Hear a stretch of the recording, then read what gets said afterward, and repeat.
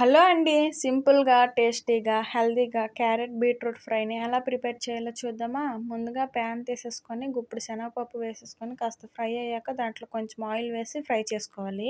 అలాగే కట్ చేసి పక్కన పెట్టుకున్న క్యారెట్ బీట్రూట్ ముక్కలను కూడా వేసేసుకొని బాగా ఫ్రై చేసుకోవాలండి. మూత పెట్టేస్తే వేగంగా మగ్గిపోతాయి. ఈ మగ్గిపోయిన వాటిని పక్కన పెట్టేసుకోవాలి. అదే ప్యాన్‌లో మరి కొంచెం ఆయిల్ వేసి పోపు దినుసులన్నీ వేసుకోవాలి. జీరా, దీంట్లో ఎండుమిర్చి వేసుకుంటే బాగుంటుంది. ఎండుమిర్చి, ఆనియన్స్ వేసి అల్లం వెల్లుల్లి పేస్ట్ వేసి బాగా మగ్గాక ముందుగా ఫ్రై చేసుకున్న క్యారెట్ బీట్రూట్ ముక్కలను కూడా దీంట్లో వేసేసుకోవాలండి. వేసుకున్న తర్వాత మన టేస్ట్కి సరిపడా ఉప్పు, కారం, పసుపు ఏవైనా మసాలా ఉంటే వేసేసుకోండి. దీంట్లో లాస్ట్లో పచ్చి కొబ్బరి వేసేసుకున్నామంటే చాలా టేస్టీగా ఉంటుంది. ఒకసారి మీరు ట్రై చేయండి. ఎలా వచ్చిందనేది కామెంట్ చేయండి.